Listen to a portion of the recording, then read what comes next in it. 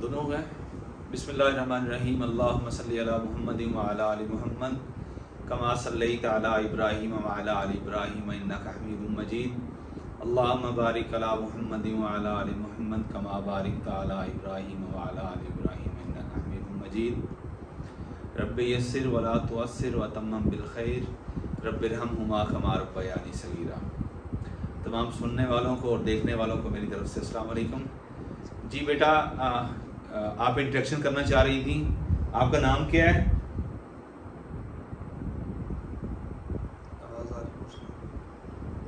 मेरी आवाज़ आप सुन रही हैं?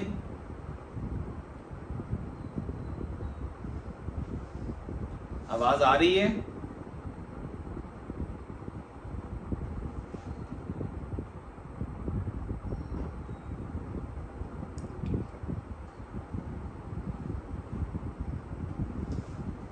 बेटा आवाज़ आ रही है मेरी?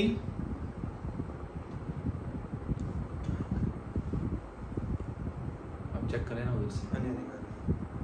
बेटा आवाज़ आ रही है?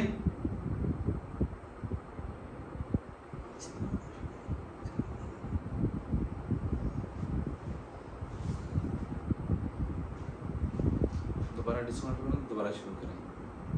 सही है वैसे तो 22 लोग भी। बेटा आवाज़ आ रही मेरी?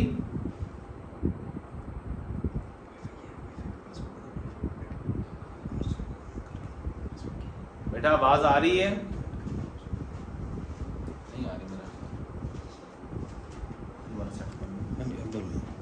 बेटा आवाज़ आ रही है? जी सर आ रही है। बेटा आपका क्या नाम है जो भी बोले हैं? शाहबाज। कहाँ से हैं आप? सर फैसलाबाद। फर्स्ट टाइम बेटा आप अपीयर हो रहे हैं बीपीएससी के फोरम पे?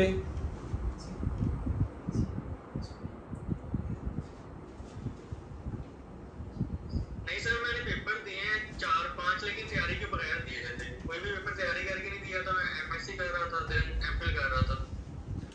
आपने किस सब्जेक्ट में एमएससी की हुई है? सर मैंने सोशियोलॉजी में एमएससी की है, कायद-ए-आज़म यूनिवर्सिटी इस्लामाबाद। गुड। कौन सा बैच है आपका? सेशन कौन सा है? सर मेरा था 2019 से लेके 2021 तक एमएससी का। 2019 से 2021 तक। सही। और उसके बाद आपने एमफिल की है? जी सर, मैंने एमफिल किया है जीसी यूनिवर्सिटी फैसलाबाद से। एमफिल कंप्लीट हो गया, अभी जॉब नहीं है कोई पास? सर अभी फिलहाल प्राइवेट जॉब कर रहा हूँ, वो साथ साथ कंटिन्यू कर रहा हूँ। उसकी वजह से थोड़ा डिफिकल्ट होता है तैयारी में, लेकिन अभी जो है वो एतमाद है खुद पे और थोड़ी जो है वो मेहनत ज्यादा करनी पड़ रही है। बस दुरूशरी पढ़ रहे हो? और थीसिस मेरा जो है वो एंड पे चल रहा था, तो बस वो भी तकरीबन कंप्लीट होना है। दुरूशरी पढ़ रहे हैं? दुरूशरी जब भी फ्री टाइम होता है तो दुरूशरी तो जरूर पढ़ता हूँ, आता जाता हूँ कहीं पे। जी जी अल्हम्दुलिल्लाह। बेटा इसे कंटिन्यू रखें इंशाल्लाह, और मेरे लेक्चर्स लेते रहें। अल्लाह इंशाल्लाह ना कामयाबी आपका मुकद्दर करेगा इंशाल्लाह। सर एज कितनी है आपकी? सर मेरी 27 इयर्स। कोई मसला नहीं है, ये आप टारगेट सेट कर लें 1 साल का। 1 साल के अंदर इंशाल्लाह आप, हाँ जी, आपके पास इंशाल्लाह मिनिमम और एटलीस्ट 16 ग्रेड की जॉब होगी इंशाल्लाह।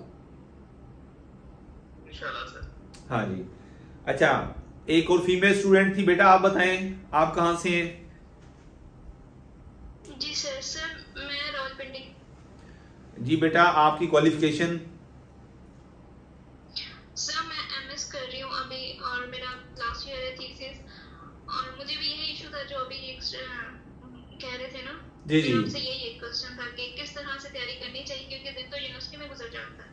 बेटा आपका ये फर्स्ट टाइम एक्सपीरियंस है पीपीएससी का? फर्स्ट टाइम अप्लाई किया आपने? अप्लाई किया या नहीं किया? नहीं, मैंने अप्लाई कर लिया। मेरा ये सेकंड टाइम है, क्योंकि मैंने 2021 में बीएस कंप्लीट किया था। उस वक्त मैंने सब इंस्पेक्टर के लिए अप्लाई किया था पंजाब पुलिस में। जी पंजाब पुलिस में आपने सब इंस्पेक्टर के लिए 2021 में अप्लाई किया था। सही। और तैयारी की थी? फर्स्ट टाइम था, मुझे इतना अंदाजा नहीं था बीपीएससी का। मैं टोटल एमसीक्यूज भी 53 अटेम्प्ट करके आई थी कि वहां पे नेगेटिव मार्किंग सही सही। और आप किस सब्जेक्ट में आपने अपना बीएससी एमएस किया हुआ है? मैंने बीएस तो इस्लामिक इंटरनेशनल इस्लामिक यूनिवर्सिटी से किया और एमफिल मैं यहाँ से कर रही हूँ। बेटा सब्जेक्ट क्या सब्जेक्ट? इकोनॉमिक्स। बेटा इससे हेल्दी सब्जेक्ट नहीं कोई हो सकता कंपटीशन के स्टूडेंट को जो फेवर कर सके। आप सबसे पहले इस चीज को माइंड में रखें। अब मैं इकोनॉमिक्स के हवाले से आपको ना जस्ट एक पॉइंट आउट करने लगा हूं चीज। अगर कोई आपसे पूछे कि इकोनॉमिक्स का बानी कौन था, ये एक पास पेपर में क्वेश्चन आया हुआ है जी, एडम स्मिथ। ये एंगल है, इस जाविया नजर से आपने चीजों को देखना है। अब एडम स्मिथ कौन था, किस कंट्री से था, पता है उसका?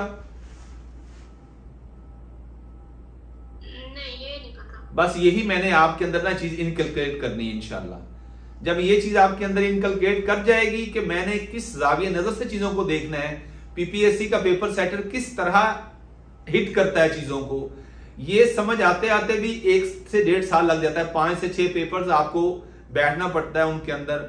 जब हम सीएसएस की तैयारी कर रहे थे और अटेम्प्ट्स दे रहे थे तो हमारे अंदर ये एक ओपिनियन पाया जाता था कि जब तक आप सीएसएस की एक अटेम्प्ट जाया नहीं कर लेते तो उस टाइम तक आपको पता नहीं चलता कि सीएसएस है क्या, कंपटीशन है क्या।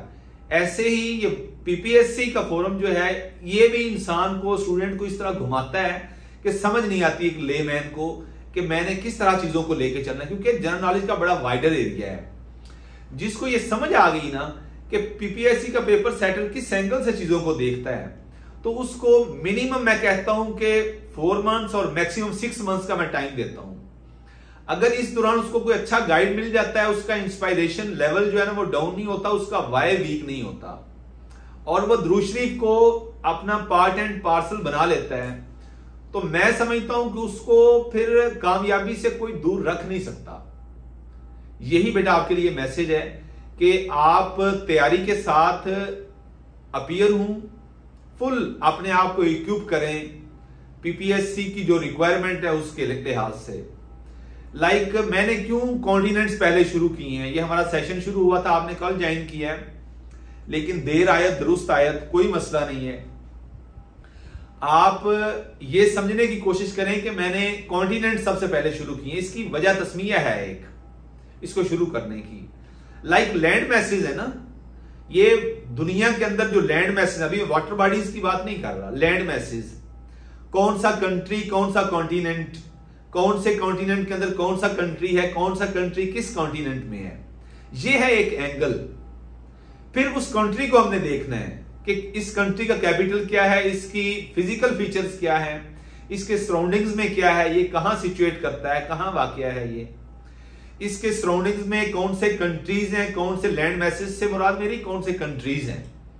और बड़ा लैंड मैस, कॉन्टिनेंट को बड़ा लैंड मैस कहते हैं हम। उस कंट्रीज की अपनी फिजिकल फीचर्स क्या है, उस कंट्री के अंदर कोई की पर्सन है, उस कंट्री की हिस्ट्री क्या है, उस कंट्री की करेंसी क्या है, उस कंट्री की सी पोर्ट एयरपोर्ट कौन सी हैं, उस कंट्री ने इंटरनेशनल लेवल पे या रीजनल लेवल पे अपना लोहा बनवाया है कि नहीं बनवाया।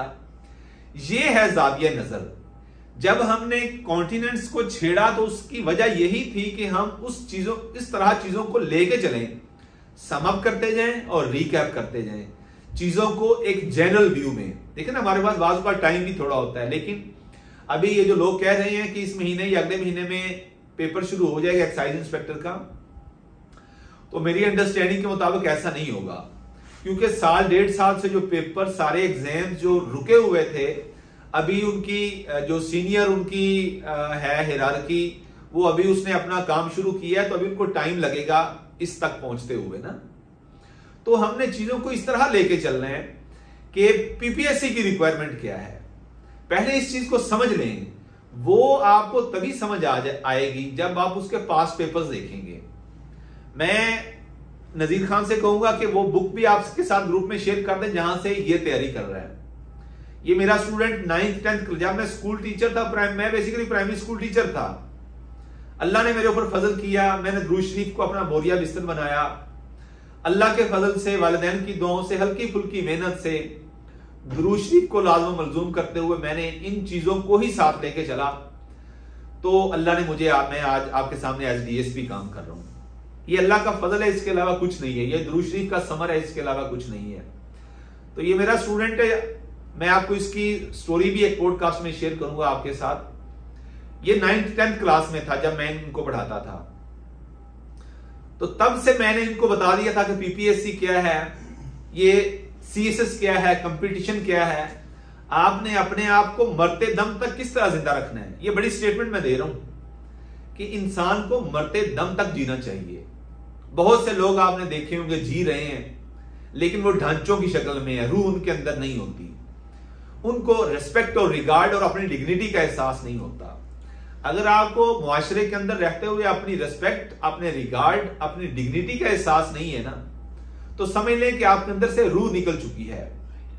आपके अंदर रूह जिंदा होनी चाहिए, और जिस शख्स के अंदर रूह जिंदा होती है तो मैं समझता हूं कि वो मरते दम तक जिंदा रहने की कोशिश करता है। तो आप, अल्लाह आपके अंदर ये चीज पैदा कर दे, ये अल्लाह की तरफ से एक इनाम होता है, मैं समझता हूं। तो हमें बीइंग ह्यूमन बीइंग अपनी बेस्ट पॉसिबल एफर्ट करनी चाहिए। पहले गेम प्लान को समझें कि मैं जो करने जा रहा हूं या जो मैं करने जा रही हूं वो चीज क्या है, उसकी इब्तदाई मवादियात क्या है, उसकी प्री रिक्विजिट्स क्या है, उसकी ज़ादे राह क्या है।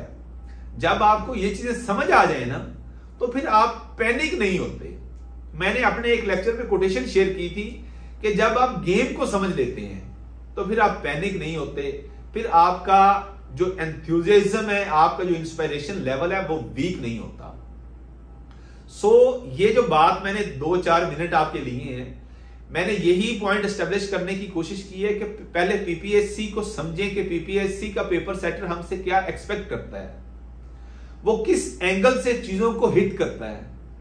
एक कंट्री है, एक मैं बात करता हूं लाइक लीबिया, या मैं साउथ अफ्रीका की बात करता हूं, अगर हम अफ्रीका कॉन्टिनेंट के अंदर आ जाएं तो आज मैं इसको पर्टिकुलर आपके साथ शेयर करता हूं। साउथ अफ्रीका, कॉन्टिनेंट अफ्रीका को हमने देखा, आज सिर्फ साउथ अफ्रीका को देखते हैं। यानी इस एंगल से हमने देखना है कि मैं PPSC की तैयारी कर रहा हूं तो मेरे सामने साउथ अफ्रीका आ गया। जिस तरह मैंने आपसे पूछा इकोनॉमिक्स का, ऐसे साउथ अफ्रीका मेरे सामने आ गया, तो साउथ अफ्रीका को मैंने किस तरह लेके चलना है, ये मैं आपसे शेयर करूंगा। तो आपको चाहिए कि सबसे पहले आप PPSC के पास्ट पेपर्स की तरफ जाएं। आप एक दिन में आपको ना समझ आए, आपने जस्ट उसका एक बर्ड्स आई व्यू लेना है, एक तायराना नजर डालनी है। आपने कम अज कम आपने 10 पास्ट पेपर्स को अगर आज आप डेडिकेशन के साथ बैठ जाती हैं, तो आप इस तरह 5 दिन करेंगी मुसलसल, ना समझ आए। जो आपके पास एक कॉन्सेप्ट आता है, लाइक आप पास्ट पेपर के क्वेश्चंस देख रही हैं, तो आपके सामने एक क्वेश्चन आ गया है, who was the first secretary of UNO। तो आप अपने रजिस्टर पे UNO लिख लें, जस्ट आपने ये लिखना है। आगे ऑप्शन में जवाब तो आपने देख ही लिया होगा क्या होगा, उसकी तरफ आपने उसको रटना नहीं है, अभी ऐसे पढ़ते जाना है।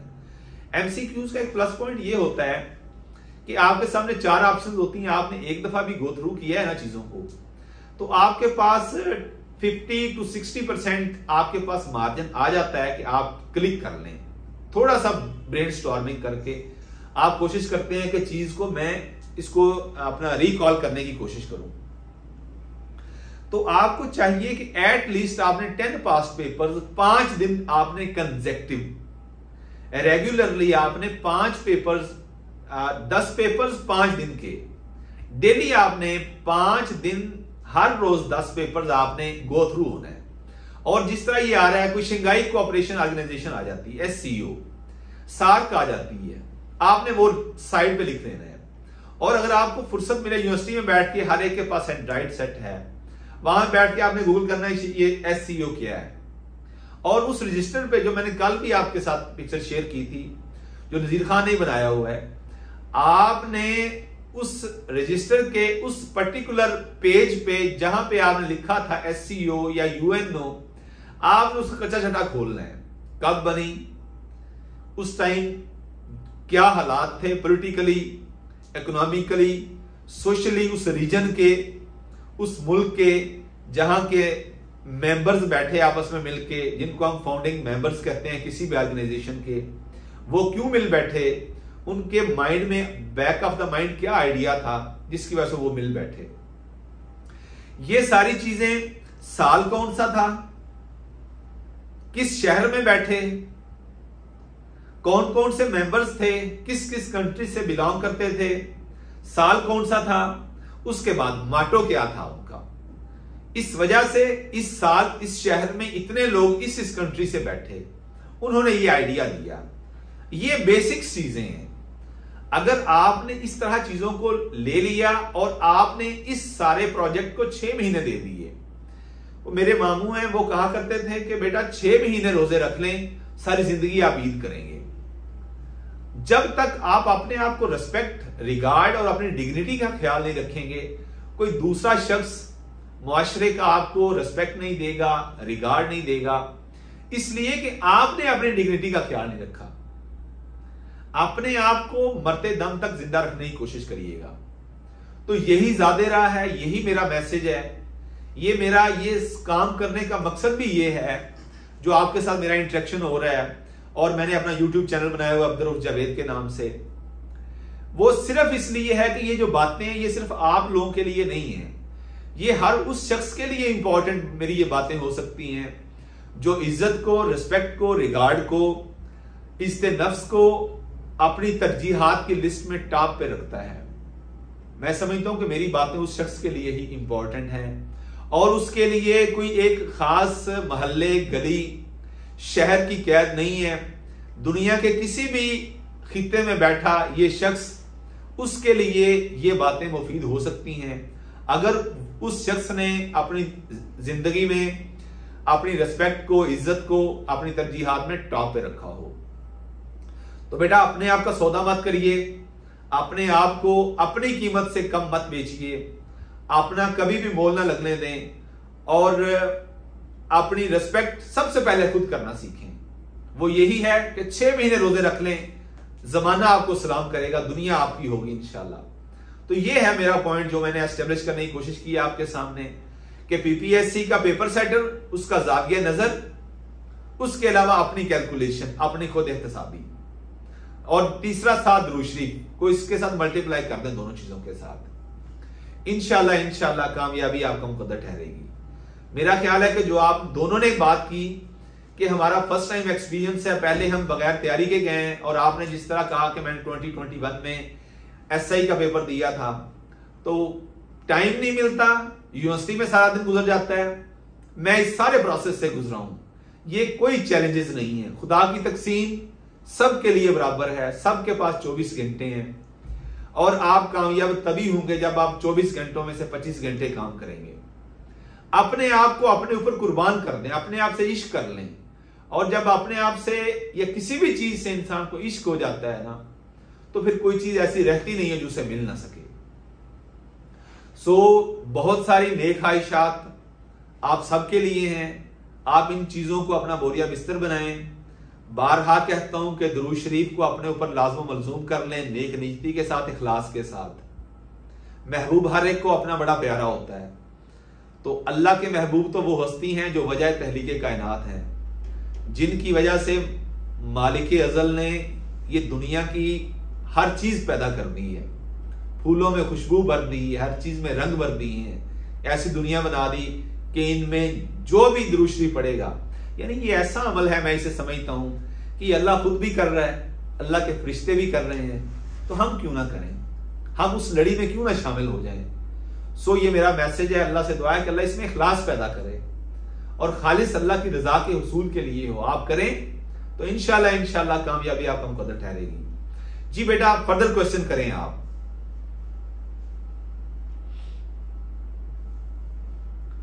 सर मेरा क्वेश्चन था कि मैथमेटिक्स के ना 10 क्वेश्चन आते हैं, कोई भी पीपीएससी के पेपर उठा के देख लें या 4-5 मेरे जो खुद के पेपर है ना उनके हिसाब से, कोई बहुत ज्यादा लेंथी भी नहीं है, शॉर्ट सा होता है, तो सर उसकी अगर थोड़ी सी गाइडलाइन मिल जाए कि उसको किस तरह प्रिपेयर करना है तो वो एक बहुत बेस्ट रहेगा। और एक उर्दू का भी आता है सर, वो भी 10 नंबर का होता है, उसकी भी थोड़ी आइडिया हो जाए कि वो किस तरह से क्या माइंडसेट होता है, तो वो हमारे लिए बहुत अच्छा रहेगा। बेटा मैं अर्ज करता हूँ कि हमारा जो सिलेबस है ना एक्साइज इंस्पेक्टर का, एक्साइज इंस्पेक्टर के सिलेबस में मैथमेटिक्स और उर्दू का पोर्शन है स्पेसिफिकली और एक्सक्लूसिवली हमने जिसको हिट करना है। हम कम अज कम 3 दिन रखेंगे मैथमेटिक्स के लिए कम अज कम, और 2 दिन रखेंगे उर्दू के लिए। हमने इसकी बेसिक्स जो भी हैं, लाइक एवरेज है, परसेंटेज निकालनी है, एज वाइज देखना है, सीरीज देखनी है, हमने जिस तरह पास पेपर में चीजें आती हैं। हमने मैथमेटिक्स के पोर्शन के लिए कम अज कम 3 डेज रखे हुए हैं। आप बेफिक्र रहें, हम चीजों को इस तरह लेके चल रहे हैं कि आपके पास थोड़े टाइम में एक जनरल ओवरव्यू आए दुनिया का, दुनिया कहां खड़ी है और इस दुनिया के अंदर, बहुत खूबसूरत बहुत बड़ी दुनिया के अंदर हम कहां खड़े हैं, ये आपको समझने के लिए हमने यूरोप देख लिया, हमने नॉर्थ अमेरिका देख लिया, हमने साउथ अमेरिका देख लिया, अब हम अफ्रीका को देख रहे हैं, तकरीबन देख चुके हैं। आज इंशाल्लाह उसे मैं कंप्लीट करने की कोशिश करता हूं। ये चीजें हमें एक विजन दे रही हैं, हमें बता रही हैं कि दुनिया क्या है, ये किस तरह चल रही है, ये दुनिया का सिस्टम क्या है, कितने कंट्रीज है, कहां कहां कौन कौन सा कंट्री है और किस कंट्री के अंदर कौन सी की पर्सनैलिटी है।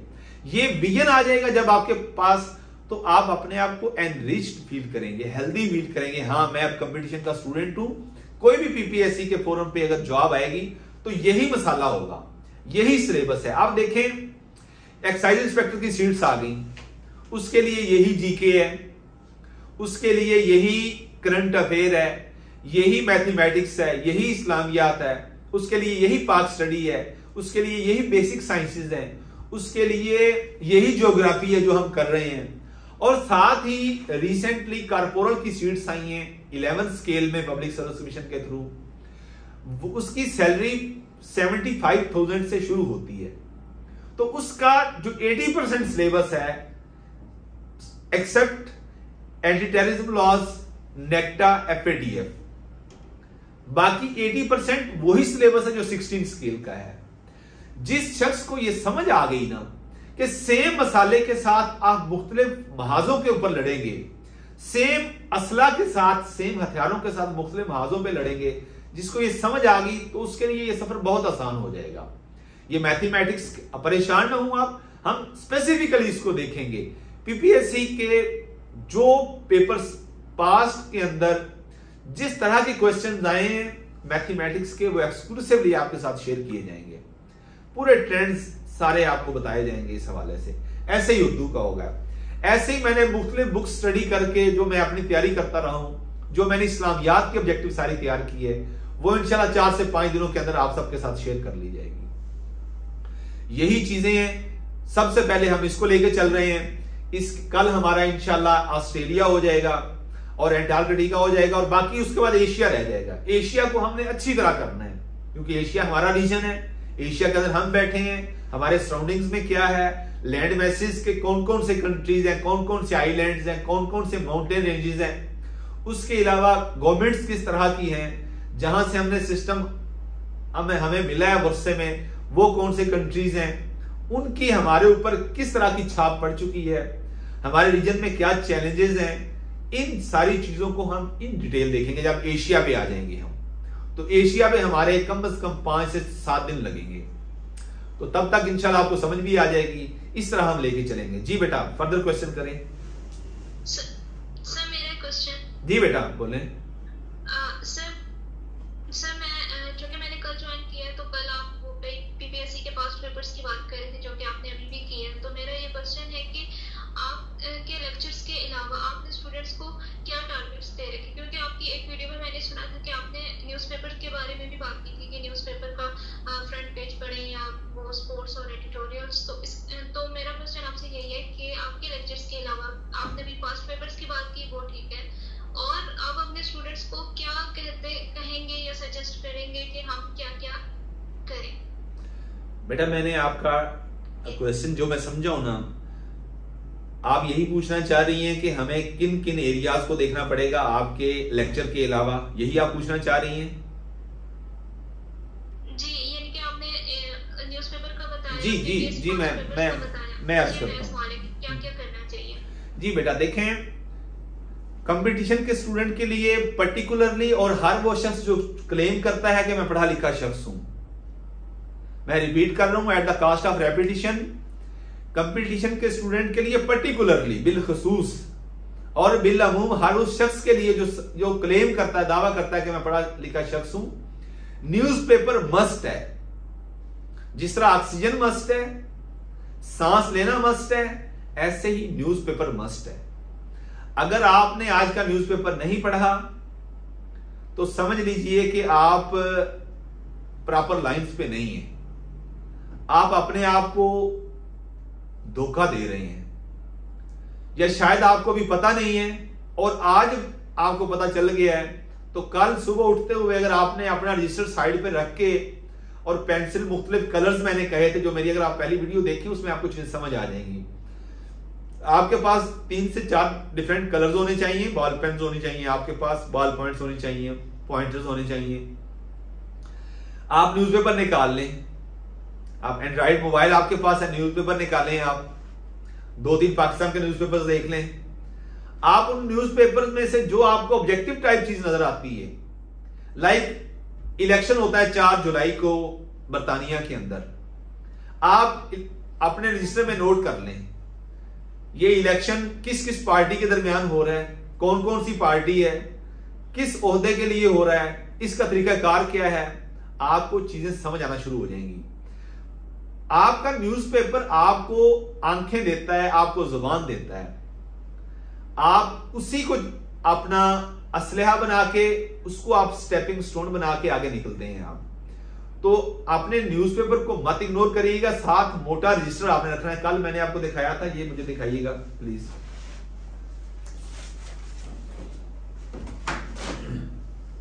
ये इस तरह का रजिस्टर आपके पास होना चाहिए, ये नजर आ रहा है आपको? जी सर। बेटा ये देखें, ये रजिस्टर है, इसमें पोर्शन में डिवाइड किया हुआ है।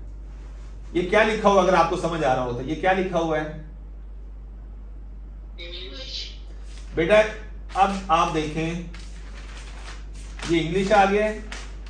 अब इंग्लिश को भी फर्दर बाइफरकेट किया होगा, ये इडियम्स आ गए,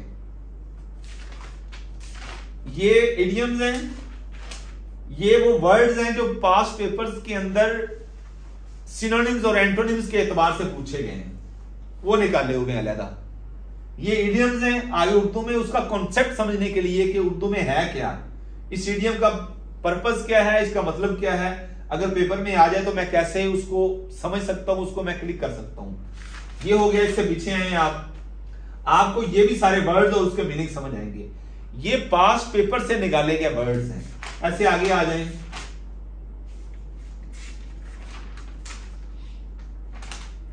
ये जो जिस तरह पढ़ा रहा हूं, ये उसके रूल्स हैं इंग्लिश ग्रामर के। अब आगे आ जाएं, ये प्रेपोजिशंस हैं,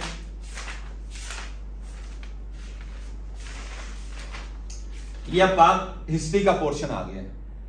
उसकी पीपीएससी के पास्ट पेपर्स को जिस तरह नजीर अटेंड कर रहा है, साथ साथ वो ऑब्जेक्टिव निकाल रहा है, और फिर इसको अलग से उसका कैथारसिस सारा कर रहा है, उसका पोस्टमार्टम कर रहा है, ये क्या चीज है।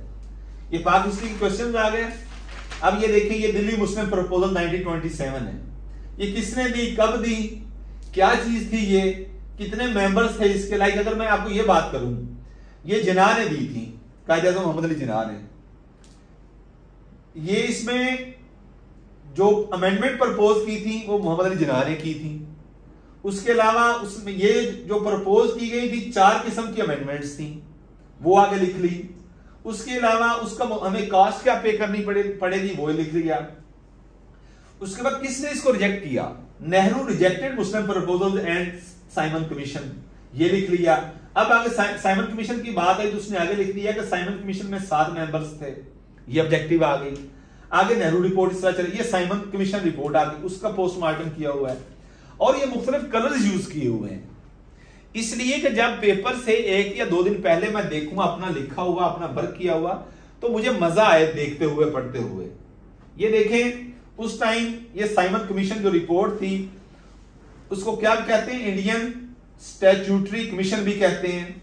उसके अलावा ये ब्रिटिश गवर्नमेंट ने बनाया था। उस टाइम प्राइम मिनिस्टर कौन था? स्टैनले बाल्डविन उसका प्राइम मिनिस्टर था उस टाइम। ये वर्क है, यही ऑब्जेक्टिव आती है। अब अगला पॉइंट बताता हूं, उसने आगे ये लिखा हुआ है कि ये जो स्टैनले बाल्डविन है, जिसके दौर में ये साइमन कमीशन आया था, वो 3 टाइम प्राइम मिनिस्टर रहा है। ये है एंगल। अब किसके पर्पस क्या था? To review government of India act 1999। इसको रिव्यू करने के लिए देखो ये क्यों कलर चेंज किया है, ताकि समझ आ जाए चीज की। आगे सारा इसी के पोस्टमार्टम है, ये सारी वही चीजें हैं। ये लीगल फ्रेमवर्क आर्डर है, ये क्या होता है, हर चीज वो लिखी हुई है। ये इलेक्शन 1970 के हैं, वो लिखे हुए हैं। ये वेवल प्लान है, उसका सारा पोस्टमार्टम किया हुआ है। ऐसे चीजें चलती हैं। ये SCO है, ये ऑर्गेनाइजेशन है, इसको लेके चलना है ऐसे। ये देखो, इससे ये नजर आ रहा है कि इस बच्चे का इंटरेस्ट है, वो अपने आप के साथ मोहब्बत किए बैठा है और उसने अपना सुकून, अपना अमन, उसने चैन इसी में देखा है कि मेरा सुकून भी यही है, मेरा काबा भी यही है, मेरा किबला भी यही है, मेरा सारा कुछ यही है। तो उसका अल्टीमेटली उसको रिवार्ड मिलेगा। अभी वो फूड ग्रेन सुपरवाइजर हुआ है पंजाब में पब्लिक सर्विस कमीशन के थ्रू। अब इंशाल्लाह एक्साइज इंस्पेक्टर उसने होना है इंशाल्लाह अजीज। मेरा वजदान कहता है कि ये होगा। खुदा की सुन्नत तब्दील नहीं होती। जो शख्स मेहनत करता है और दुरूद शरीफ पढ़ता है, अल्लाह उसको कामयाब करता है। ये ब्रिक्स ऐसी चीजें लेके चल रहा है। अब इस साइड पे पोर्शन उसने अपना बनाया हुआ है, इस्लामियात का है, ऐसे इस्लामियात की चीजें निकाल रहा है। तो बेटा ये चीज आपके तकिए के साइड पे पड़ी होनी चाहिए, साथ आपके कलर्स होने चाहिए, जिससे आपके पास जो भी इंफॉर्मेशन आती है उसको 4-4 पेज छोड़ के आप लिखते जाएं। और बाद में जैसे ही आपको क्लास में बैठे, यूनिवर्सिटी के अंदर क्लास में बैठे, कैंटीन पे बैठे, कैफेटेरिया पे बैठे, आपको 10 मिनट में मिलते हैं, तो आपके पास ये रजिस्टर या ये नोटबुक होनी चाहिए। ये आपका सासा होना चाहिए। 6 महीने इसको अजीज कर लें तो सारी जिंदगी ये आपको मजे करवाएगी। न्यूज़पेपर का हो गया बेटा, ये हो गया क्योंकि आपने कल ज्वाइन किया, ये मैंने आपको बता दिया है। इसके अलावा हम जिस तरह हमने कॉन्टिनेंट शुरू किए हुए, हम इंशाल्लाह आगे एशिया में आप इंजॉय करेंगी। एशिया से हम फिर जब अपने रीजन साउथ एशिया में आएंगे तो मजीद आपको मजा आएगा, चीजों को हम किस तरह देखेंगे। एशिया पे हम ज्यादा वक्त गुजारेंगे। जब ये हो जाएगा उसके बाद फिर मैं पाक अफेयर पे आ जाऊंगा। पाक अफेयर बड़ा इंटरेस्टिंग होगा आप सबके लिए। हम 712 से शुरू करेंगे मोहम्मद बिन कासिम से। मोहम्मद बिन कासिम से चलते हुए जब हम 1206 में आएंगे, यहां पे डायनेस्टीज का हम शुरू करेंगे, स्लेव डायनेस्टी शुरू करेंगे। उससे पहले गौरी गजनवी डायनेस्टीज है, उसको देख लेंगे। स्लेव डायनेस्टी, उसके बाद तगलिक, उसके बाद खिलजी, उसके बाद सादात, उसके बाद लोधी। लोधियों ने फिर आगे मुगलों ने फिर लोधियों को किस तरह शिकस्त दी, पानीपत की लड़ाइयां आ जाएंगी। उसके बाद फिर मुगलिया खानदान आ जाएगा। बड़ा इंटरेस्टिंग बाबर से हम चलाएंगे अपनी स्टोरी, और एंड तक हम इसको 1757 और फिर 1707 तक, और 1707 से फिर 1857 तक, फिर 1857 से 1947 तक आपको इंटरेस्टिंग चीजें नजर आएंगी।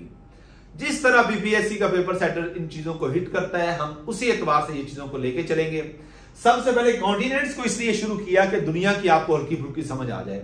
मैं अमेरिका की बात करूं, मैं ब्राजील की बात करूं, मैं लीबिया की बात करूं, मैं साउथ अफ्रीका की बात करूं, तो आपको पता हो कि हाँ जी हमने फलां कॉन्टिनेंट में देखा था, उसका ये कैपिटल है, उसकी ये करेंसी है, उसकी इस तरह की पार्लियामेंट है, तो उसके सराउंडिंग्स में ये है, ये कॉन्टिनेंट है तो उसके सराउंडिंग्स में ये है, इस साइड पे ये कॉन्टिनेंट है, इसका ये ओशन है, इसमें ये रिवर है, इसमें ये सी है। ये चीजें जनरल व्यू देने का पर्पज ये है। तो बेटा मेरा ख्याल है कि आपको मेरा पॉइंट समझ आया होगा और आपने जो क्वेश्चन किया उसको मैंने एड्रेस करने की कोशिश की है। जी फर्दर क्वेश्चन है तो आप पूछें।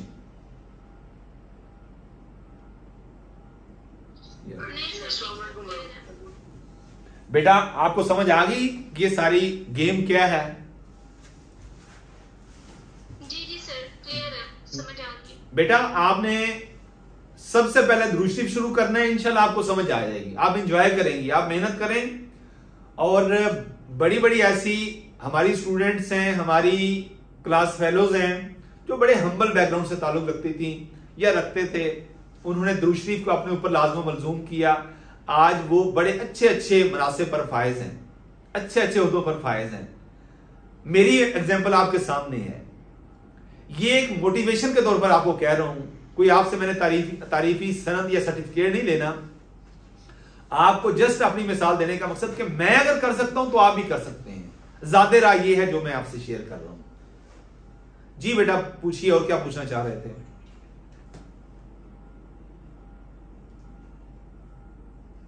जी अस्सलाम वालेकुम वरहमतुल्लाह सर। वालेकुम सलाम रहमतुल्लाह। जी बेटा कहां से आप? पहले अपना तारुफ हल्का सा करवा।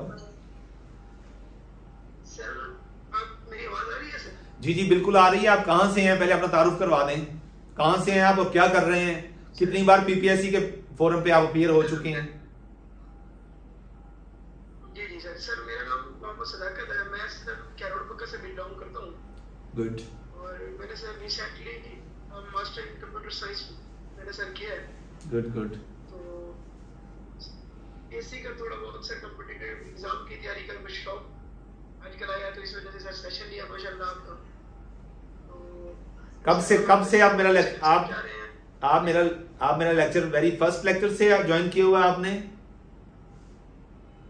सर मुझे 3 लेक्चर हो गए। मैं आपके अल्हम्दुलिल्लाह 3 लेक्चर अटेंड कर चुका हूँ। आपको मजा आ रहा है? आप चीजों को एंजॉय कर रहे हैं? जी जी सर अल्हम्दुलिल्लाह बहुत अच्छे से कांसेप्ट क्लियर किए जा रहे हैं। बस सर एक दो क्वेश्चन थे जो कि मैं आपसे पूछना चाह रहा हूँ। जी जी बोलिए बोलिए। उसके लिए सर माजरत। नहीं क्यों, आपका राइट है, बोलें आप। बहुत शुक्रिया सर। सर फर्स्टली बात तो ये है कि सर हमारी वकैब नहीं है, क्योंकि वकैब का बहुत इशू आता है सर। उसके लिए एक तो हमें बुक रिकमेंड कर दें, उसमें सिंगल मेटेरियल का बहुत इशू आता है सर। किसका इशू आता है बेटा? किसका इशू आता है? जो 97 जिनकी जी सर। बेटा इशू किसका आता है? जी सर। बेटा इशू किसका आता है? सिनोनिम और वोकैब का बहुत। ओके सिनोनिम और एंटोनिम की बात कर रहे हैं आप। अच्छा इसके अलावा और क्या इशू है? जी सर दूसरी बात सर ये है कि जो चीज आप करवा रहे हैं नोट्स अल्हम्दुलिल्लाह हम खुद से भी बना रहे हैं, क्या उसके लिए हमें नोट्स प्रोवाइड करेंगे आप लोग सर? बस 2 क्वेश्चन ही है आपके? जी जी सर बहुत शुक्रिया सर। ये 2 क्वेश्चन। जी बेटा आपका पहला क्वेश्चन ये है कि वोकैबुलरी का इशू है, सिनोनिम्स एंटोनिम्स का इशू है। बेटा जो भी कंपटीशन के लिए वो एक चाइनीज प्रोवर्ब है कि even the longest journey starts with a single smallest step. Even the longest journey starts with a single smallest step. और उर्दू में कहते हैं कि जो आज मंजिल पे पहुंचे कभी उन्होंने पहला कदम भी उठाया होगा। तो जिस शख्स ने इस दरिया में कूदना है तो पहले दिन तो उसे जिस तरह की तंगी का सामना उसे करना पड़ेगा, तो क्यों नहीं है कि ये तो एक बड़ी अंडरस्टूड सी बात है कि वोकैबुलरी का इशू आना है। एक आपने वोकैब नहीं बोलनी है, आपने वोकैबुलरी बोलनी है। वोकैबुलरी का इशू आ रहा है, सिनोनिम्स एंटोनिम्स उसी का हिस्सा है। तो बेटा ये 6 महीने का सफर है। देखिए आपकी एज मेरा ख्याल है कि 25 इयर्स होगी या 22 होगी, 23 होगी। 22 साल हमने गुजारे हैं और आज हमने अगर इस चीज की तशखीस कर ली कि मुझे वोकैबुलरी का इशू आ रहा है, तो इस पगड़ी को, इस पंड को अब आपने ज्यादा देर उठाए नहीं रखना अपने सर पे। आपको जब समझ आ गई, तशखीस आपने कर ली, तो आप इसके पीछे पड़ जाएं। आपका मसला यह है कि आपकी वोकैबुलरी कम है। हर कंपटीशन के स्टूडेंट के लिए जो इसमें इन होता है, इस फोल्डर में दाखिल होता है, उसको ये मसला बड़ा तंग करता है।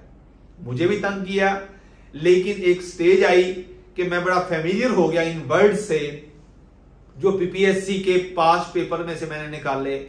उसके बाद उनको मैंने अपने, क्योंकि मैं तो सीएसएस के अटेम्प्ट्स भी देता रहा हूं, पीएमएस के अटेम्प्ट्स भी देता रहा हूं, जिसमें सारे आपका पेपर जो है ना वो मोर देन 100 पेपर्स हैं और ऑब्जेक्टिव नहीं है, सब्जेक्टिव पेपर्स हैं। तो मैं फिर अपने उन वर्ड्स को अपने सेंटेंसेस में यूज करता था। डेली बेसिस पे अगर आप 5 नए वर्ड्स, 5 सिनोनिम्स और 5 एंटोनिम्स के साथ याद करना शुरू कर दें। जहांगीर वालों की बुक मिलती है वोकैबुलरी की, जहांगीर वर्ड टाइम्स की, साथ आगे उर्दू में भी उसके मीनिंग दिए होते हैं। आप वो बुक परचेज कर लें वोकैबुलरी के लिए, जहांगीर वर्ड टाइम्स की इंग्लिश वोकैबुलरी। वो आप बुक ले लें। इसके अलावा GRE की एक लिस्ट मिलती है, वो 4500 उसमें वर्ड्स होते हैं। GRE लिस्ट वो ज्यादा टफ है, कॉम्प्लिकेटेड है, अभी उसकी तरफ ना जाएं। पहले आप जो मैंने आपको बुक बताई है वर्ड टाइम जहांगीर वालों की इंग्लिश वोकैबुलरी की बुक, वो आप ले लें। तो आपकी चीजें अगर डेली बेसिस पे आपने सिर्फ 5 वर्ड्स के 5 सिनोनिम्स और 5 एंटोनिम्स डेली बेसिस पे आपने करना शुरू कर दिए, तो 1 महीने के बाद आप चेक करिएगा आप कहां खड़े हैं। उसको रिपीट करें, लाइक कल जो किए हैं उसको आज 5 के साथ अटैच कर लें। जो नेक्स्ट डे आपने करने हैं तो आपके पास 10 हो जाएंगे, ऐसे 15 होते जाएंगे, 20 होते जाएंगे, इनको साथ रिपीट भी करते जाएं। तो ये है वोकैबुलरी का तरीका, घबराना नहीं है। शुरू में ये मसाइल आएंगे। जो इन चीजों से इरिटेट हुआ और इरिटेट होकर उसने छोड़ दिया, उसका मतलब यह है कि उसके दुरूद शरीफ में दम नहीं रहा। दुरूद शरीफ में दम है, लेकिन वो जिस नीयत के साथ पढ़ रहा है उसमें इखलास नहीं है। दुरूद शरीफ पढ़ें, आपका वॉइस स्ट्रांग रहेगा। अल्लाह मैंने अपने आप को इज्जत दी है, आपने मुझे इज्जत दी है, तो आपकी तौफीक से मैं अपने आप को इज्जत दे रहा हूं, तो मैं एक्सपेक्ट करता हूं कि जमाना भी मेरी इज्जत करे। तो इंशाल्लाह अल्लाह आपको मायूस नहीं करेगा। यह है आपका इंग्लिश का क्वेश्चन। दूसरा आपका क्वेश्चन था कि आपके जो नोट्स हैं ये शेयर किए जाएंगे। हम आपकी लेक्चर सुन के, वीडियोस देख के अपने नोट्स बना रहे हैं, आप भी शेयर करेंगे या नहीं करेंगे? बेटा इस तरह रैंडम मैंने नजीर साहब से कहा हुआ है कि जो मेरे नोट्स होते हैं वो शेयर करते रहें, लेकिन at the end of session ये मेरी आपसे कमिटमेंट है कि इंशाल्लाह आपको कंपाइल फॉर्म में लेक्चर वाइज मेरे सारे नोट्स आपको मिलेंगे। क्योंकि मेरे पास टाइम नहीं होता, हमारी पुलिस की इस तरह की हेक्टिक रूटीन होती है, ये 2 घंटे निकालने भी बहुत मुश्किल हो जाते हैं बाज़ औक़ात। लेकिन आपके साथ मेरी क्योंकि कमिटमेंट है तो मैं बहुत सी चीजें सेक्रीफाइस करके आपके साथ ये चीजें शेयर करता हूं। तो इन लम्हों को आसान ना लीजिए, सस्ते ना लीजिए। मेरे लम्हे बड़े महंगे दाम बिकते हैं, तो आप मेहरबानी करिएगा कि आप इन 2 घंटे या 1 घंटे को जिंदगी के बेहतरीन लम्हों में याद रखें और इसकी कदर करें।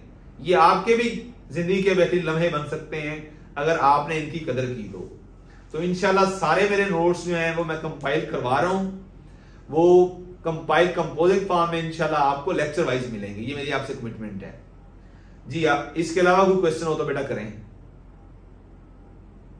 सर बहुत शुक्रिया सर, बहुत थैंक यू सर। लेकिन दुरूद शरीफ को जरूर लाज़िम मलज़ूम रखिएगा अपने साथ। अस्सलाम वालेकुम सर। जी बेटा वालेकुम सलाम। जी बेटा बोलिए, आपकी आवाज आ रही है।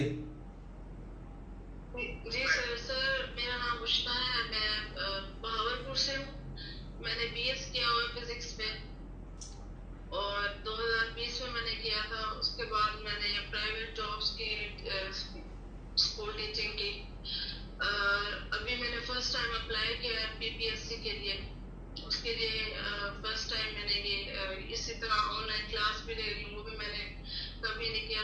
लेकिन सर मैं आपके सेशन मुझे अल्हम्दुलिल्लाह सारे समझ आ रहे हैं। मैंने कोई 27 को ज्वाइन किया था अप्लाई करने के बाद ही, और उसके बाद मैंने आपके लेक्चर्स देखे। 9 क्लासेस जो 9 वीडियोस हैं वो मैंने देख लिए हैं, अल्हम्दुलिल्लाह सारी समझ आ गई। लेकिन सर समझ नहीं आ रही, कोई कह रहे हैं जैसे मैं बहुत जल्दी परेशान हो जाती हूँ, जैसे कह रहे हैं कि 27 जुलाई को ना पेपर है, तो उस मुझे फिर ऐसा मैं इतनी डिमोटिवेट हो जाती हूँ, मुझे लगता है मेरी कोई तैयारी नहीं है। यकीन करें कभी कभी इतनी डिमोटिवेट हो जाती हूँ कि दिन रात नोट्स बना रही हूँ, लिख रही हूँ हर चीज। जैसे ही कोई एक मैसेज आएगा ग्रुप में कि इतना पेपर है या इतनी सीट्स हैं, तो फिर वही ऐसा होता है, फिर मुझसे पढ़ना ही नहीं जाता सारा दिन के अभी मेरे से होगा ही नहीं है। अभी आज किसी ने जैसे ग्रुप में मैसेज किया कि सर से किसी ने पूछा कि कैसे इंटरव्यूज के लिए बुलाएंगे। उन्होंने कहा कि एक सीट के लिए 5 लोग को बुलाएंगे, टॉपर्स को बुलाएंगे। तो सर मेरी GPA 3.4 है BS फिजिक्स में। मैं मतलब एवरेज ही हूँ, लेकिन मैं बहुत मेहनत करना चाहती हूँ। मैं तो एक पॉइंट आपको नोट करती हूँ, उसके अलावा सर्च भी कर रही हूँ। लेकिन जैसे कोई ऐसी बात आती है ना, मेरे से नहीं होता। जैसे आज मैंने उठाया ही नहीं, मुझे उठाया ही नहीं गया कि मेरे से नहीं होगा। और दूसरा सर ये क्वेश्चन था कि ये जो बुक्स भी ली है आपने, जैसे कहा कि 5 पेपर से पढ़े, तो 5 पेपर में कितना है, कितने परसेंट मतलब वो हमारा है जरूरी है और कितना हम अलग से पढ़ें? कोई कहता है 5 पेपर्स जरूरी नहीं है और पूरी बुक्स पढ़ी हुई है, मॉडल पेपर्स पढ़े हुए हैं, उसको भी पढ़ते हैं, लेकिन फिर इस तरह की बातें आती हैं तो फिर डिमोटिवेट हो जाते हैं, नहीं पढ़ा जाता। आपकी बात कंप्लीट होगी बेटा? जी सर। बेटा बहुत शुक्रिया। मैंने जो समझा है आपके इस सारे जो आपसे इंटरेक्शन मेरा हुआ है, ये आपने 2 मिनट या 1 मिनट बात की है, जो मैंने समझा वो ये है कि आपका वाई वीक है, वाई स्ट्रांग नहीं है आपका। उसकी वजह मैं बताता हूं कि जिस शख्स का वाई वीक होता है ना, वो थक जाता है। इंसान है, हर एक ने थकना है। स्टेमिना आपका तभी टेस्ट होता है जब आप टूट के, थक के, गिर के फिर कोशिश करते हैं कि अब मैंने उठना है। फिर मैंने 21 से 22 टेस्ट पास किए हैं और फिर जाके मेरी सिलेक्शन शुरू हुई, और एट ए टाइम मेरी 3 जो सीट्स थी, 17 की, 16 की, 3 में मेरी सिलेक्शन हो गई। और वो कोई ऑब्जेक्टिव 100 नंबर का पेपर नहीं था, ये तो छक्का है 100 नंबर का। वो मोर देन 100 पेपर्स थे, सब्जेक्टिव पेपर्स थे, उसमें मेरी फिर सिलेक्शन हो गई। और मेरा ये सफर 5 साल पे मुहित था, 5 साल पे मेरा सफर मुहित था। यानी 2010 के एंड में मैंने पंजाब यूनिवर्सिटी से लॉ की है, उसके बाद 2014 में मेरी सिलेक्शन होती है जाके। तो बेटा बात करने का मकसद यह है कि किसी के कहने से या कोई बात सुनने से अगर आप डीमोटिवेट हो गई तो फिर आप कहां खड़ी हैं? आपने ये सफर क्यों शुरू किया? इसलिए ना कि मेरे पास एक रीजनेबल जॉब होनी चाहिए। मैंने एमएससी फिजिक्स किया हुआ है और साइंस के सब्जेक्ट को टैकल करने के लिए आपको मेहनत करना पड़ती है। अच्छा, दूसरा आपने एक बात की, बड़ी इंपॉर्टेंट बात थी। आपने कहा कि मेरा 3.4 समथिंग सीजीपीए है और मैं एक एवरेज स्टूडेंट हूं, लेकिन मैं बहुत मेहनत करना चाहती हूं। बेटा जिंदगी में कामयाबी के लिए इंटेलिजेंस नहीं चाहिए होती। जो मैंने समझा है वो यही है कि जिंदगी में कामयाब होने के लिए मेहनत चाहिए होती है। इंटेलिजेंट हर बंदा है, हर लड़का है, हर लड़की है, लेकिन मसला और फर्क किस चीज ने पैदा करना है, वो आपके डेडिकेशन लेवल, मोटिवेशन लेवल और आपका जो हार्ड वर्किंग लेवल है, उसने आपको बाकी लोगों से मुमताज करना है। या आपको डाउन कर देगा या आपको अप पे ले जाएगा। तो सबसे पहले अपने इस वाई को स्ट्रांग कर लें कि why did I start this journey. क्या मैंने इसलिए ये सफर शुरू किया था कि मैं 2 महीनों बाद या 1 हफ्ते बाद या 3 महीनों बाद अपने आप को डाउन करके खत्म कर दूं ये सारी चीजें? या मैंने इसलिए शुरू किया है कि मेरे पास एक रीजनेबल किस्म की जॉब हो, मेरी सोसाइटी में एक से हो, जब मैं बात करूं तो लोग खामोश होकर सुने, मुझे लोग रिस्पेक्ट दें, मुझे लोग रिगार्ड दें, मेरे पास एक अच्छा सैलरी पैकेज हो, और सबसे बढ़कर अल्लाह मेरे दायरा असर को इतना बढ़ा दे, मेरे एरिया ऑफ इन्फ्लुएंस को अल्लाह इतना बढ़ा दे कि मैं लोगों की बहुत ज्यादा खिदमत कर सकूं। यह चीज जब आपके पास आई तो इसलिए आपने यह काम शुरू किया ना। यह आपका क्यों है, यह आपका वाय है कि मैंने यह सफर क्यों शुरू किया है। और जब तक इस चीज को आप हासिल नहीं कर लेती, उस टाइम तक आपको चैन नहीं लेना चाहिए, उस टाइम आपको थकन नहीं होनी चाहिए। नेचुरली चीजों को लेके चलें। थकना है, सुकून करना है, नींद लेनी है, नींद पूरी करनी है, खुराक का ख्याल रखना है, अपनी सेहत का ख्याल रखना है, अपनी फैमिली का ख्याल रखना है। जहां आप रह रही हैं, अगर कोई प्राइवेट जॉब कर रही हैं तो उसके जो लवाजमात है वो भी पूरे करने हैं। लेकिन इन 24 घंटों में से 25 घंटे मैंने काम किस तरह करना है, ये आपका पर्सनल मैनेजमेंट का इशू है। चीजों को मैनेज करना सीखें, इंटेलिजेंटली चीजों को लेके चलें, डेडिकेशन के साथ लेके चलें, तो आप डीमोटिवेट नहीं होंगी।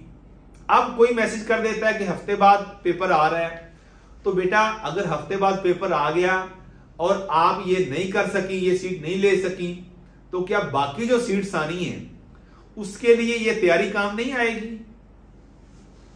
पीपीएससी की मैं कहता हूं कि सबसे इंटरेस्टिंग चीज ये है कि हर पोस्ट के लिए यही सिलेबस है।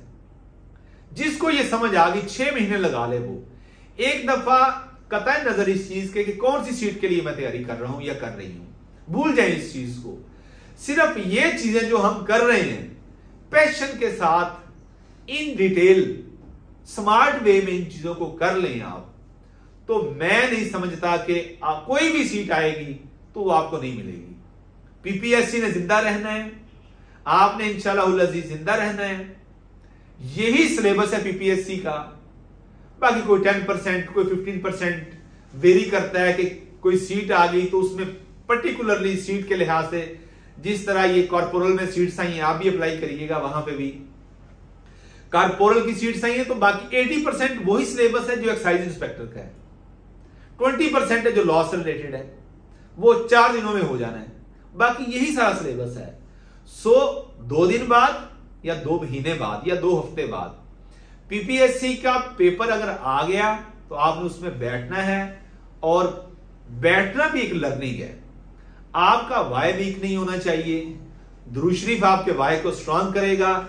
अपने आप के साथ मोहब्बत करें, अपने आप के साथ इश्क करें, अपने वालिदैन की इज्जत का ख्याल रखें, अल्लाह को हाजिर नाज़र जान के अपने आप के साथ कमिटमेंट करें कि मुझे अपने आप के साथ मोहब्बत है और मेरा चैन मेरा सुकून ये पीपीएससी में है, तो इंशाल्लाह आपको मंजिल मिलेगी।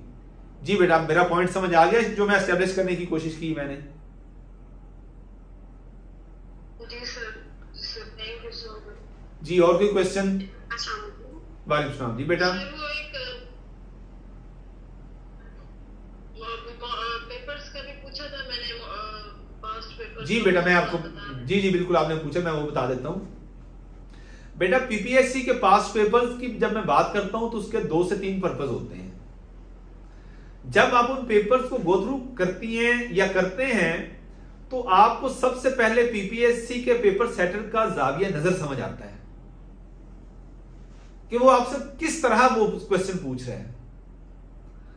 आप मुस्लिम लीग की अगर बात करें तो आप एक कहानी भी पढ़ सकते हैं मुस्लिम लीग के हवाले से। आपने वो कहानी तो पढ़ ली। अब जब पीपीएससी के पॉइंट ऑफ व्यू से हम उस मुस्लिम लीग को देखेंगे तो उसमें यह क्वेश्चन होगा, मुस्लिम लीग किस शहर में बनी, कब बनी, किसने बनाई, वो लोग कौन थे जिन्होंने बनाई, ये क्यों बनाई, ये किस साल में, किस तारीख को, किस शहर में, किसने क्यों बनाई। ये मैंने आपको चीजें बताई।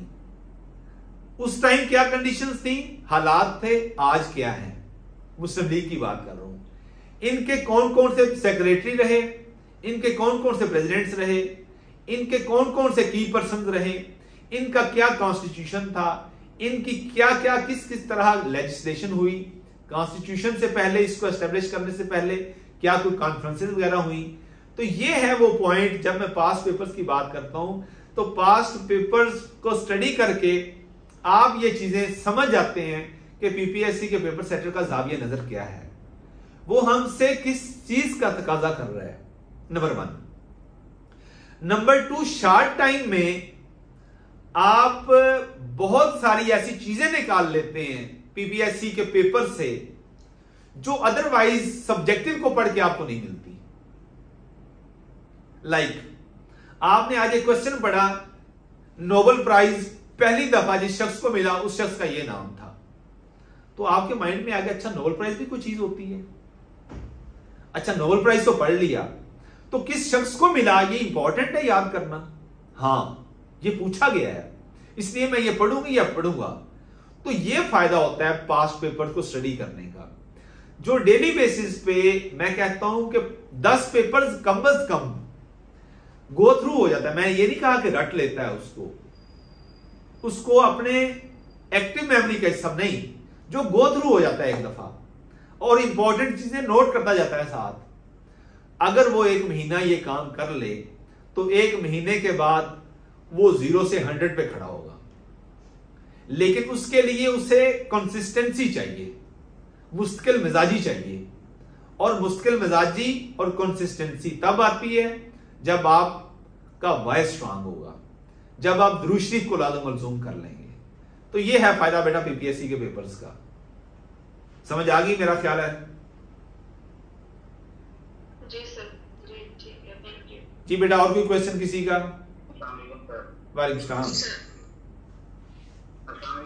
वालेकुम सलाम। जी बेटा, अपना तारुफ करवा दें।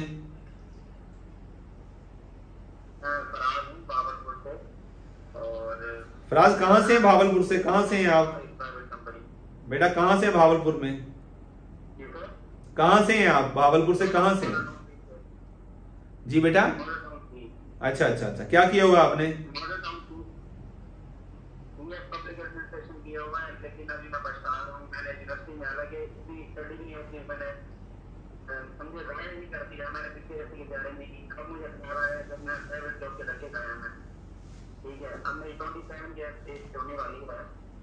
कितनी एज होने वाली है आपकी? कितनी एज होने वाली बेटा?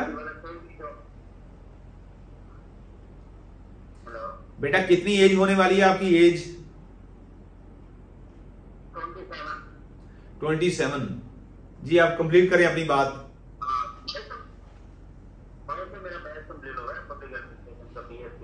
जी जी कंप्लीट करेंगे।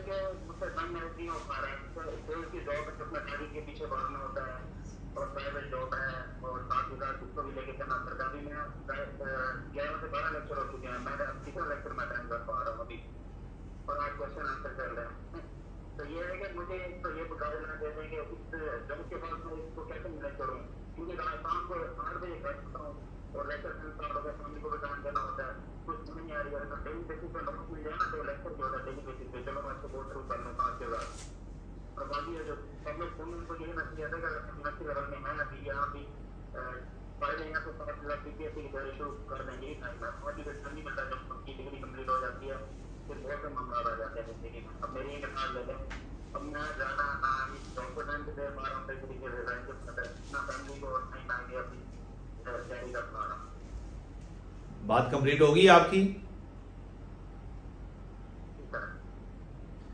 बेटा आपने सबसे पहले जो बात की है ना कि मैं पछता रहा हूं, जिंदगी इस चीज का नाम नहीं है कि इस पे पछताया जाए। जिंदगी अल्लाह का बहुत खूबसूरत सा इनाम है। जिसने इसकी इंटेलिजेंटली कदर कर ली, इसकी इज्जत कर ली, ये इसकी बहुत इज्जत करती है। ये ज़हन में रखिए, पछताने वाली बात ज़हन से निकाल दीजिए। कायद आज़म कहा करते थे कि think 100 time before you take a decision.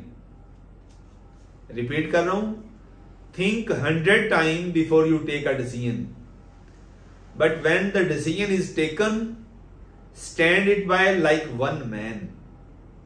आप 100 बार सोच लें कि यार मैंने बीपीएससी की तैयारी करनी कि नहीं करनी। जब आपने सोच लिया तो फिर इस पे डट जाएं। इवन द हेवन फॉल्स, आसमान गिर जाए, लेकिन आपके पास इस ऑप्शन के अलावा कोई ऑप्शन नहीं है कि डेली मैंने लेक्चर सुन के सोने हैं। मेरे यूट्यूब चैनल पे मेरे लेक्चर्स पड़े हैं, जो नहीं पढ़े हुए वो भी आपको मिल जाएंगे। आप कम से कम, जिस तरह मैंने बताया है कि 5 से 7 पेपर एक दफा गो थ्रू करके सोए, नींद कम कर लें अपनी।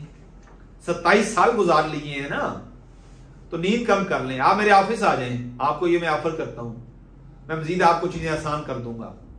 आप मेरे ऑफिस तशरीफ ले आए किसी टाइम, हम बैठ के चीजें और डिस्कस कर लेते हैं। डीपीओ ऑफिस में मेरा किसी से पूछें, डीएसपी लीगल का ऑफिस है, डीएसपी लीगल 1 डीपीओ ऑफिस में। तो हाँ जी, आप तशरीफ ले आए, चीजों को हम मजीद देख लेंगे, लेकिन घबराने की जरूरत नहीं है। दुरूद शरीफ पढ़े, अल्लाह आसानी पैदा करेगा।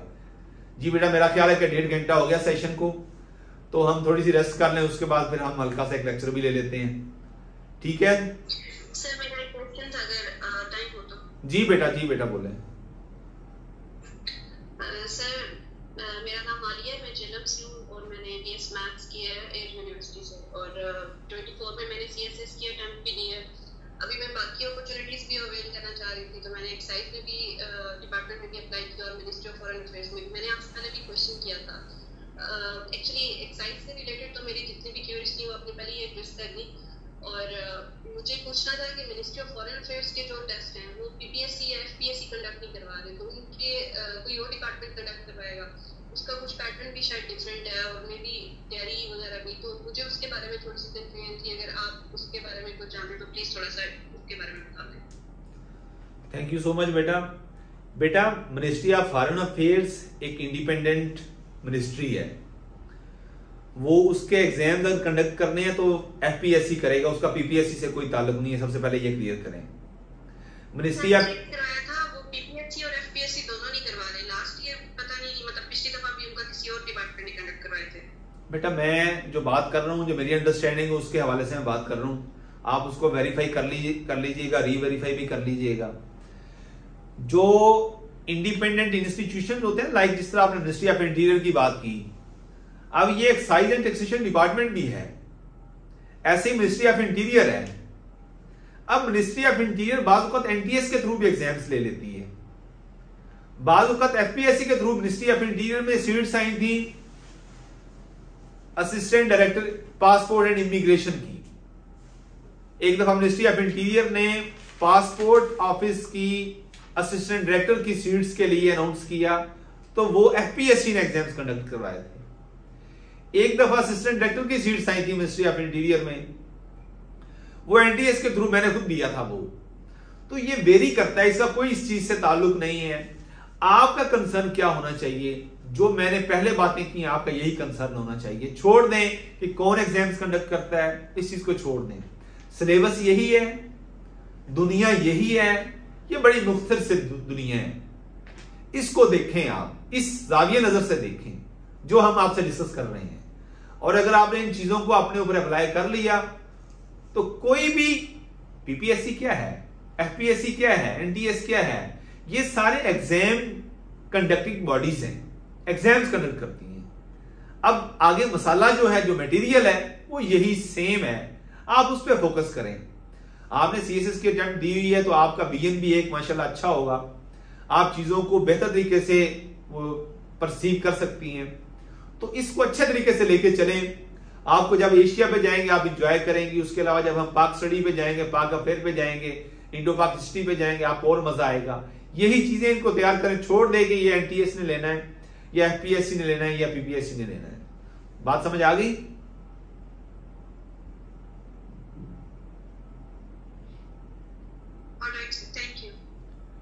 ओके बेटा, थोड़ी सी रेस्ट ले लें हम। अस्सलाम वालेकुम।